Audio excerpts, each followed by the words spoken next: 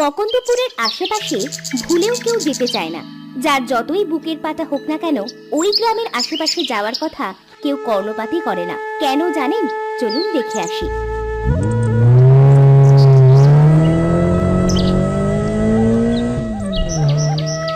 আমাদের এই গায়েতে সাহেব আর অনেক কিছু আছে। আপনি আর কি দেখতে চান সাহেব? আমি আরো কিছু দেখতে চাই গোসাই, আমাকে আরো ভেতরে লইয়া চলো।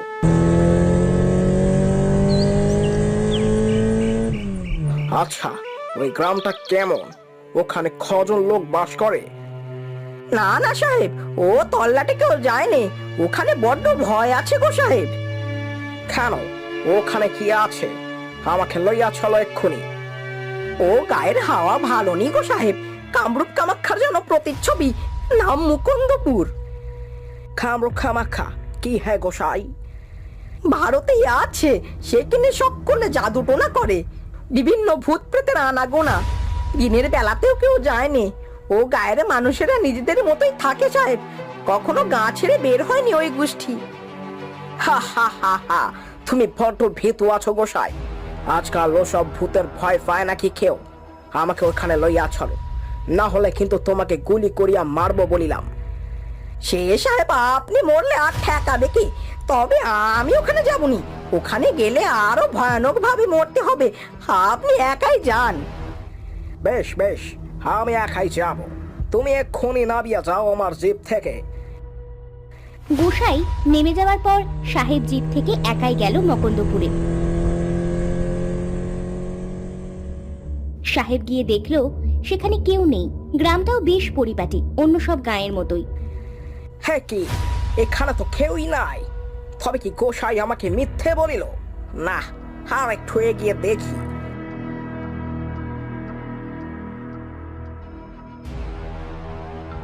ওই তো একজনকে দেখা যাচ্ছে, কিন্তু ওই বৃদ্ধ মহিলা এত লম্বা কেন? আর ওই গরুর রংটাও এমন সবুজ কেন? যাই তো সেখানে। কি হ্যাঁ বরে, কে তুমি? আমি তো বুড়ি, থাকি এ গায়ে। তা তুমি কে বাছা? আমি সাহেব আছি। এই গায়ে তো নাকি ভয়ে কেহ আসতেই চায় না, বলে কি যেন জাদু টোনা করে। ও কিছু না, এমনি বলে। তা সাহেব বাবু, গরুর দুধ খাবেন নাকি কিছুটা? গরুর দুধ? কি আশ্চর্য গরু এটা, পুরো সবুজ রঙের। থাও থাও খায়। সবাই এমনি এমনি গায়ের সকলকে খারাপ বলে, এটা খুবই ভালো। বুড়ি ছোট একটা ঘটিতে করে এক ঘটি দুধ এগিয়ে দিল সাহেবের দিকে। বেশ তৃষ্ণার্ত থাকার কারণে সাহেব ঢক ঢক করে খেতে আরম্ভ করলো। কিন্তু কিছুটা খাওয়ার পরই দুধটা কেমন যেন নোনতা নোনতা লাগলো। ঘটির ভেতর তাকাতেই সাহেব আঁতকে উঠল। রক্ত, রক্ত! এ কি হইতাছে? এই বুড়ি আমাকে রক্ত খেতে দিল কেন? কিসের রক্ত এটা? মানুষ মানুষ মানুষের রক্ত গো সাহেব। আগের বার যেটাকে ফাঁদে ফেলেছিলাম সেই মানুষটার রক্ত কিছুটা জমিয়ে রেখেছিলাম। কি মানুষের রক্ত? হে, কে আছো? বাঁচাও, বাঁচাও, আমাকে বাঁচাইয়া লও। কে আছো? জিভ ফেলে সাহেব প্রাণপণে ছুটতে আরম্ভ করলো। সে দেখলো প্রথমে একটা কঙ্কাল তার পিছনে দৌড়চ্ছে, তারপর দুটো, তারপর তিনটে। এভাবেই 20-25টা কঙ্কাল ওর পিছু ছুটছে ধরার জন্য। সাহেব দৌড়ে জঙ্গলে ঢুকে গেল। এসব কি হচ্ছে? এই জঙ্গলটা পার হইতে পারলে আমি বাঁচিয়া যাব। সেখান থেকে আসিয়াছিলাম, ছাইতে পারবো।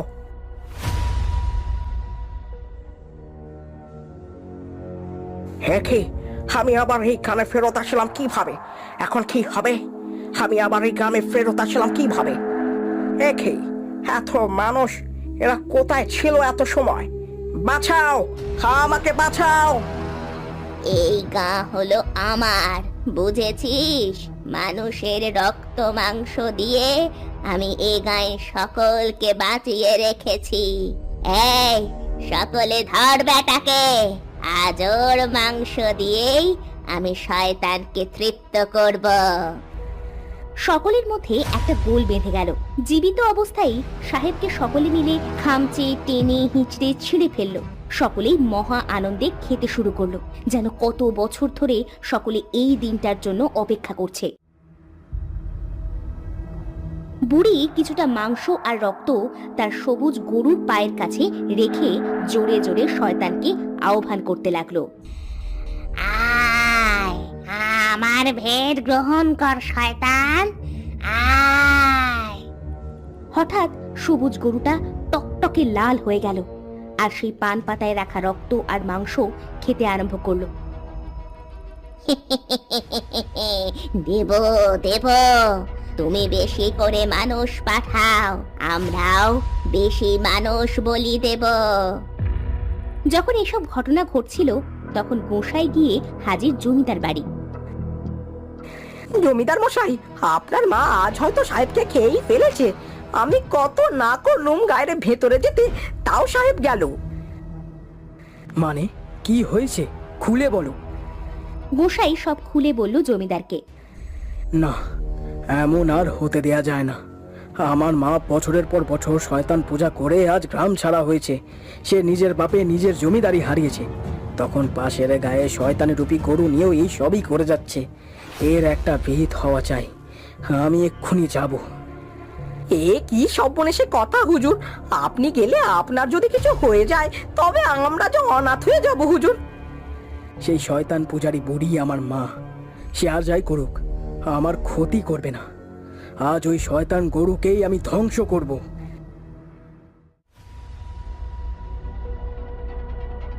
জমিদার গেল পাশের গায়ে। তাকে দেখে গ্রামের সকলে তেড়ে এলেও বুড়ি এলো না। থামো সকলে, এ আমার ছেলে, ওকে কেউ কিছু করবে না। আর কত প্রাণ নেবে তুমি মা? আর কত মানুষ খেলে তোমার শান্তি হবে? অনেক মানুষ চাই বাবা, মোটে 200 মানুষ খেয়েছি। শয়তানকে আরো 10টা মানুষ খাওয়ালে সে আমায় অমর করে দেবে। তুই চাস না তোর মা অমর হোক? না, চাই না। অপরকে মেরে অমরত্ব পেয়েও লাভ কি মা?